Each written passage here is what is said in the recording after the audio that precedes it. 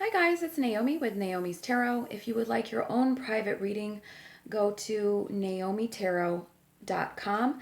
All the information is listed there. I am now offering life coaching sessions that are an hour long. You can order up to 2 hours at a time. And I am offering spells and incantations. They are where I will do the incantation for you on a recorded video like I do the tarot readings, and then I will send it to you so you can follow along, do your own spell, and you can see what I did for you. In addition, I always offer tarot readings on pre-recorded videos, and for the larger readings, the more expensive readings, on Skype. Check out the website. I have a lot of great deals. Prices start at $25. So, if you feel like you can't afford the 100 or whatever, I have something for everybody on the site. And just to announce, I will be in the next several weeks at some point printing my tarot deck of the major arcana cards with these lovely, little depictions that I did. Like the hummingbird card is the chariot I changed, and then the moon was changed to moon magic. So, I have my own major arcana deck that I did. And I will be releasing it in the next couple weeks. However, it will not be sold. It's going to be given as a free gift with my larger $100 readings for the first 15 people, 10 to 15 people who order those in May when I release them. And I may be, to some lucky winners, doing a surprise contest where I give away 2 decks completely free and only ask that you pay shipping.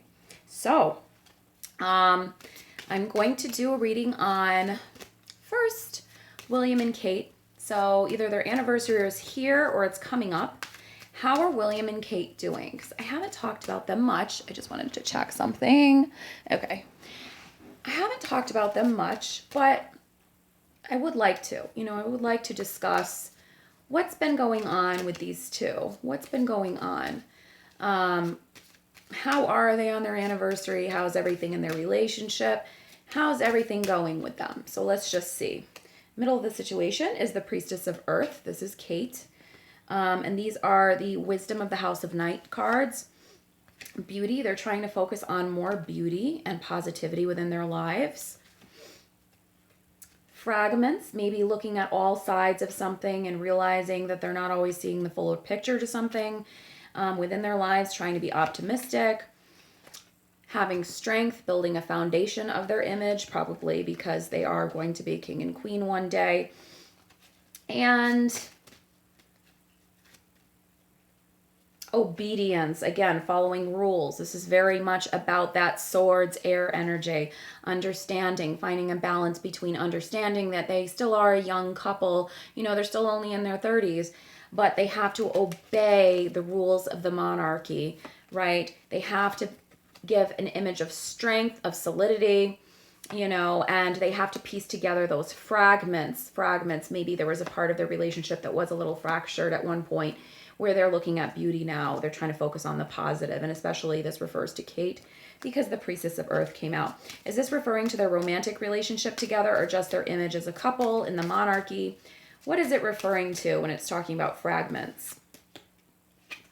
So talking about obeying, even though we were these people before this, we have to obey the rules even more strict than we were before now because, the time is passing, that Elizabeth will be gone, then Charles will be king, and then we'll be next. So we really have to pay close attention to our image. Priestess of Fire. Megan came out. Why did Megan come out? Oath, the promise that was made. Priestess of Water came out. That's Diana. Conclusion. Hope. Honesty. This is about being honest with yourself and therefore being honest with others. Megan came out, right? The oath that was taken, maybe the oath that was taken for her to be with Harry. Princess of Water or Priestess of Water came out. This is about using your intuition. It could also refer to Diana being there, saying there is hope. There is hope, and the end of the story is not finished yet. There's always a new day for a new change, right? There's always a new day for a new change. Love. Sometimes love, it can be hard to project that feeling outward all the time, to project love outward all the time. to be open with others. It can be hard. We can hold it back. But if we do things in love, then we'll find more love. So why did Megan come out in the reading? These are my cards. Because she's trying to bridge old with the new. She represents bridging old with the new. Tradition, renewal, number 5, change. She represents that hope, right, to many people for the monarchy. She's contemplating. She's trying to decide, trying to make a decision. Perhaps it's their decision to go to Africa or to, accept that suggestion to go to Africa. I think, of course, to her haters, Megan represents negative change, and she represents bucking of tradition, etc., etc. To people who love her, she represents hope for change within the monarchy, for revolutionizing the monarchy. I don't know if I really think one way or the other about her. Honestly, I'm never going to be totally neutral, but I'm trying to keep myself in a neutral place as much as possible. Because as I said, the toxicity and the negativity I've seen on some channels is just so ugly. I don't want to be a part of that. And I don't want my channel to be represented by that. However, I am seeing her, on the one hand, she's coming out representing the contrast to William and Kate. She represents this bucking of tradition, but she also represents this positivity for some people about bringing the old, bringing the new with the old, and revolutionizing the monarchy in a way, right? I have old symbols with new symbols, philosophy, which Buddhism is more of a philosophy, with a new religion of Wicca, with old religions of Judaism and Christianity, representing old and new, philosophy, religion, right? All coming together. Now, I don't think Megan is directly representing religion, but the aspect of this card is not only talking about religion. I used religious symbols to exemplify my point, but what I'm really talking about is old mixed with new, right? And she is the chariot, wanting to go forward, wanting to go quickly, sometimes impulsively, in the direction of what she deems is right, what she wants to show to others, that I've got this, I've got this role and I want to make change and I want to shake things up, the tower. People don't always receive it well, they see a lack of balance in it sometimes, but she feels like she's just walking along this path and she's learning and growing and learning new things through this path. Kate and William, as always, represent the old and the tradition. Megan, especially with Meghan and Harry, represents the new, bridging the new. Summoning, bringing new energy into things, right? The warrior, right? Being strong with adversity. I think that's Harry. Okay, so Kate and William, though, because we keep getting Meghan coming out. And then Diana came out a little bit as well, saying the conclusion can be changed. Meghan and Harry. Not Meghan and Harry. Kate and William. Cancer and Capricorn. Kate and William. Cancer and Capricorn. And Kate has a Cancer moon, I believe. So this is why William and her just fit. And always probably did. And why they were together so long. Is because it doesn't seem like it's an exciting relationship as Harry and Meghan, but it's one of those that's more subtle, more quiet, not only because they're the older ones who are going to be the heirs to the throne, but because when a woman's moon, and I've said this many times, matches a man's sun, that is true synastry. That's true compatibility. Because the woman always, once you get to know her, acts more like the moon, unless she's a very strong sign like Aries or Leo that overpowers the other parts of the chart. She's pretty much going to act like her moon. So Kate, if I'm not mistaken, is a Capricorn with a Cancer moon. William is a Cancer sun. So the moon matching with the sun. That is a very good match, just astrologically speaking. Yeah, they feel fulfilled by this. Overall, they're fulfilled by this relationship. But there's something that they were in denial of regarding the relationship. Maybe forbidden fruit. Could have to do with previously in the past, allegedly maybe a female water sign, or it could be just that Diana's watching them. They're trying to focus on beauty, again, and understanding and balance in their life.